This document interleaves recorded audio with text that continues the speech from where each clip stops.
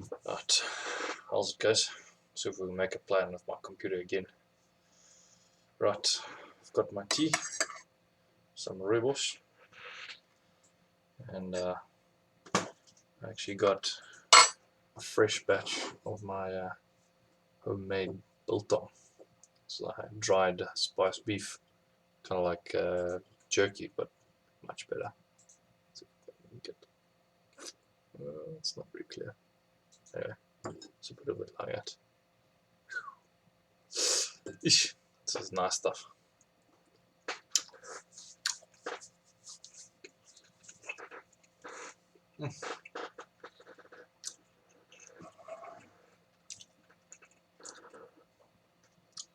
Best food in the world. Like I could honestly kill myself eating biltong, and I would die happy.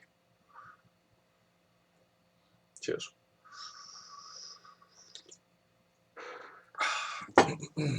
Alright, here we go. I think we are at chapter 26, is it? Yeah, chapter 26. See, he doesn't have the chapter numbers. Just has the title, the headings.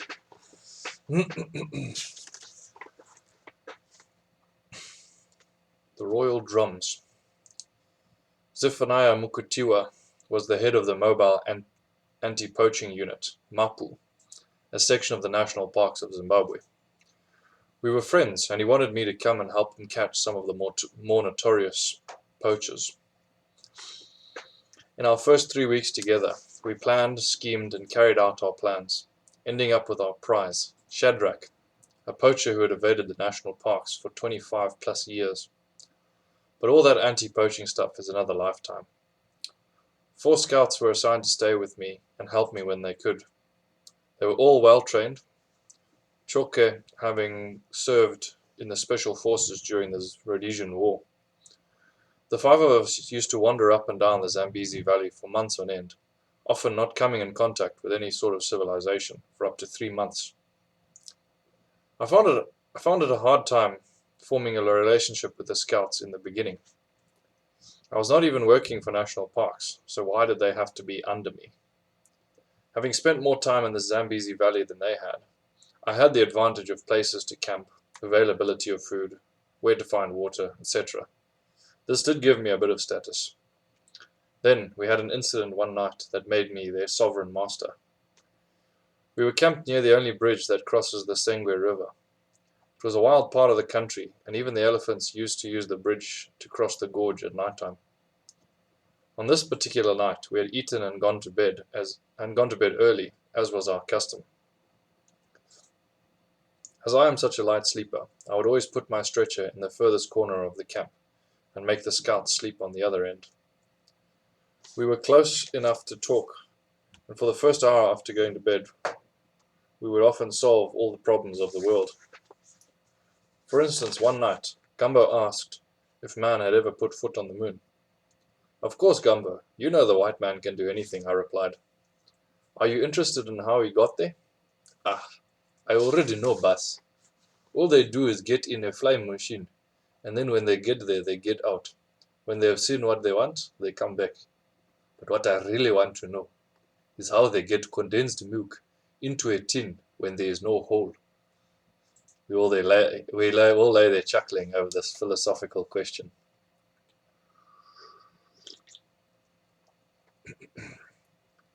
In the distance, we could hear a lion roaring, but moving in our direction. In a while, all we could hear was the odd grunt as the lion came closer. About this time, we heard a Mutonka tribesman coming down the hill, on the other side of the river with his radio playing. Please, boss, can we come and sleep closer to you? Pleaded Nelson.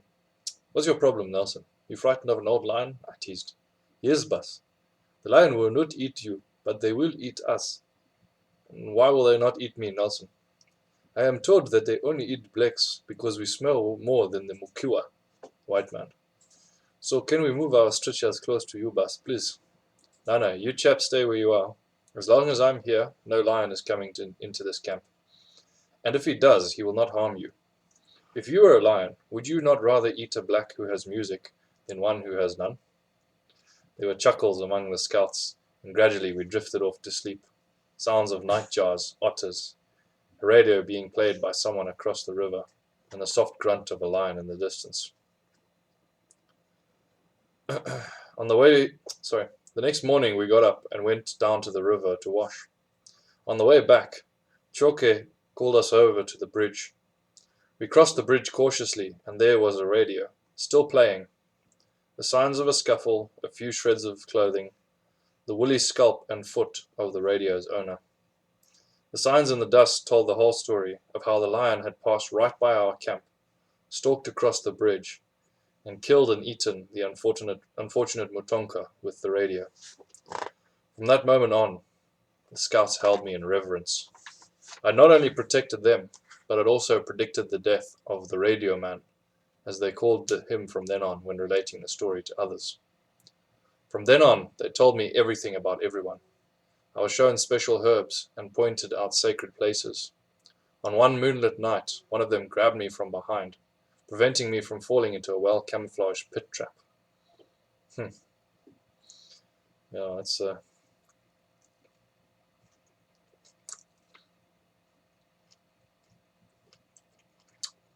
that's one way of getting into their good graces, eh? Sure. I wonder why the lion just stalked past them and ate the Mutonka. Maybe because he was alone. I would think that the music would scare off the lion rather than distract it. I don't know.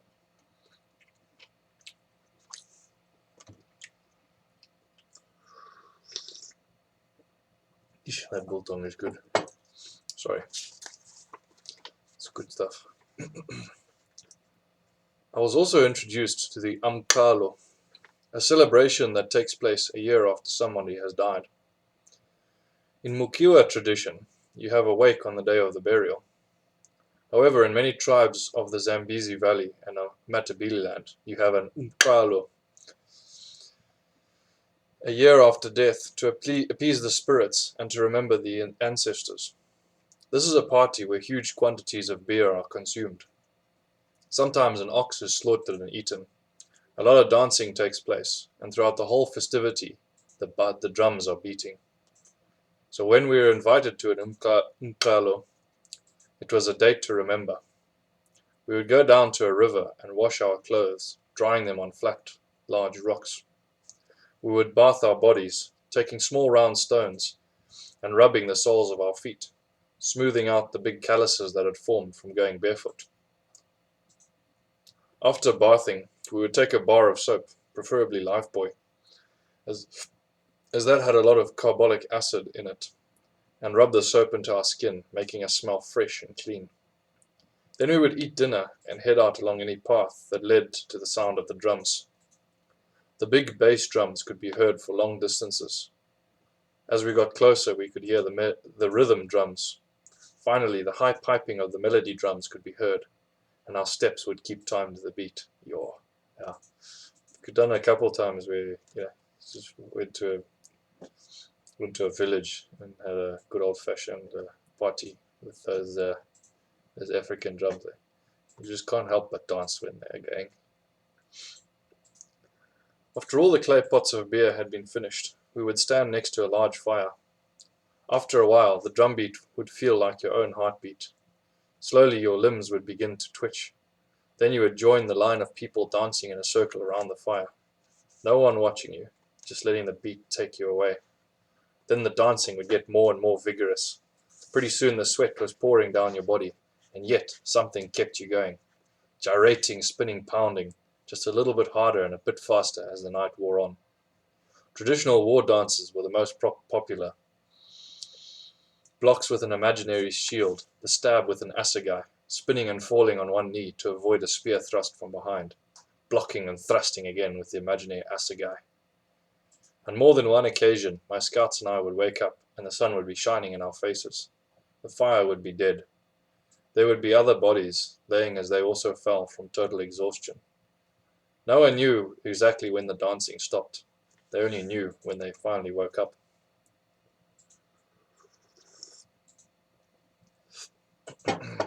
When I was 8, our whole family went to the 25th year jubilee of King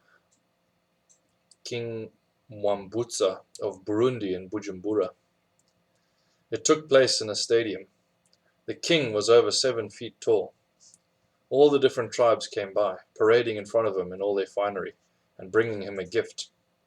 Even the pygmies from the Ituri forest came. They had on no clothes, but they had brought a clay pot full of wildflowers. It had taken them 3 full days to get there, and so of course the flowers had wilted. They had nothing else, so they gave them anyway. Mwambatsa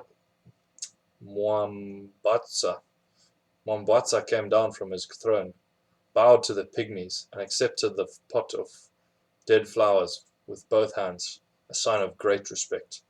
The stadium went wild with cheering. Truly, this was a king. The part I liked best were the royal drums. Certain Tutsis were trained to beat these drums, and they were the only ones allowed to beat them. They themselves were all over 7 feet tall, and with their plumed headdresses it gave them an extra 2 feet. The drums were from 5 to 6 feet high, and the drummers had to stand on small platforms to beat them. They used these carved paddles, which would often break during a performance. Usually it was the son of one of the beaters who would stand next to the drum with a handful of extra paddles, and when one paddle would break, the boy would pass the beater another one, and the drumming would go on without skipping the beat. It was good luck to place your forehead on one of these royal drums. The crowds would line up, and any drum that was not in use would have people placing their sweaty foreheads all over it. I was so short I couldn't even reach. Hang on, that's not right.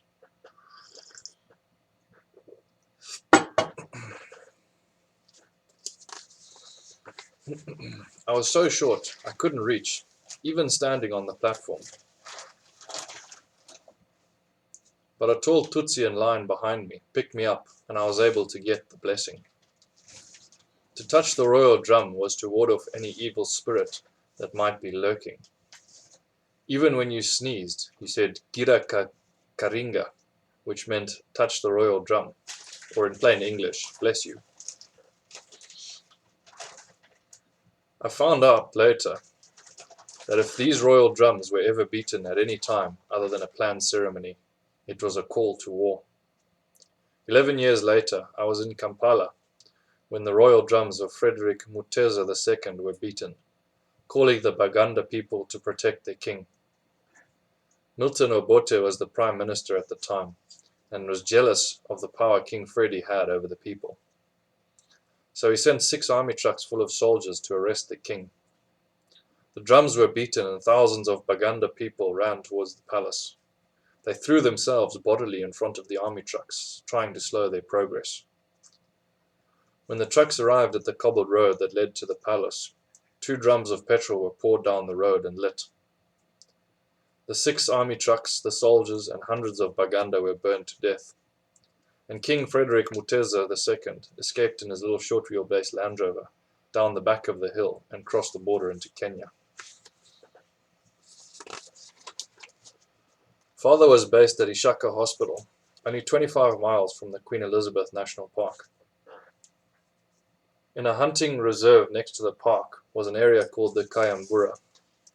This was my heaven, my escape from violence, from the dread of boarding school, the requirements of society of which I didn't fit, and a place where I could let my passion for nature bloom. By this time, I had memorized about every picture in the bird and mammal books, so that even if I had never seen it before, I knew what it was. My possessions consisted of a bicycle, a pellet gun, a bag of maize meal, salt, knife, matches, and a bedroll. My pellet gun was used to shoot doves, francolins, or guinea fowl to go with my maize meal porridge. I spent my days wandering amongst the herds of elephant. I watched one herd of 12,000 buffalo pass me one day. I sat in a clump of bushes, and they passed no more than a meter away. Of course, I was smeared thoroughly with a coating of elephant dung. The only way I knew it was 12,000 was because old Mr. Temple Perkins, author of the book Kingdom of the Elephant, who lived nearby, had told me so.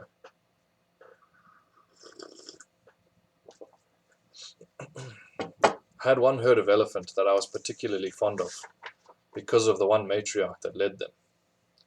I was following along one day, and suddenly I came face to face with her. She knew I was following and had ambushed me. I scurried around the large clump of thorn bushes and vines, and then dove into the bush and lay on my stomach, breathing shallowly so as to move as little as possible. I had read about old Temple Perkins doing the same thing once. The matriarch came right up to me.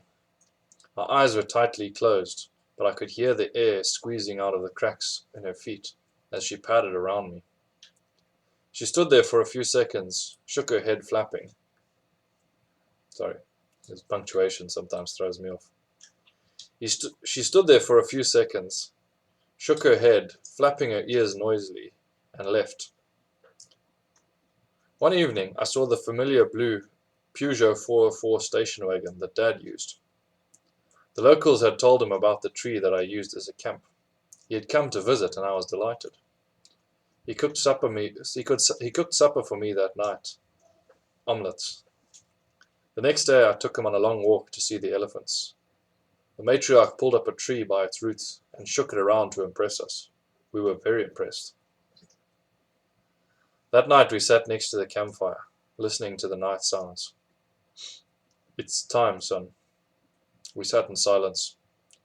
I knew that my regimental school life was soon to begin. I can hear drums in the distance. I start to tap my foot. Dad, who used to be a drummer himself as a hobby, starts to beat out a rhythm on his knees, keeping time with the bass and the high piping drum from the nearby village. It was a magical moment. I'm now at Bruce Clark's 40th birthday party, and a good number of Bulawayo's society are there. The music is uninteresting. The people are talking about fashions, restaurants, etc. I go and check out the CDs next to the player. Dinner is over, and there is a lull in the buzzing conversations. One of the CDs interests me, as it says it's the music of the Pygmies, so I put it on.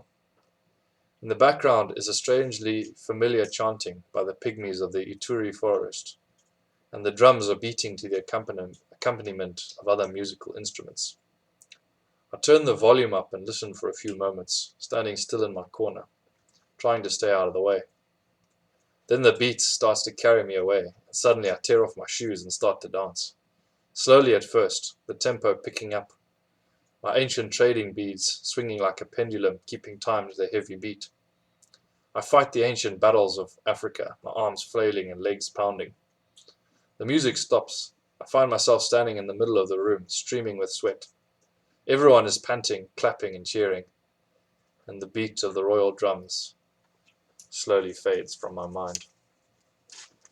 Right, that's it for tonight. Sorry these have all been a bit late, but it's a hectic week. Hopefully we'll get back to some normalcy next week. That was loud, sorry. Headphone warning. Cheers guys, thanks for listening, and check you tomorrow.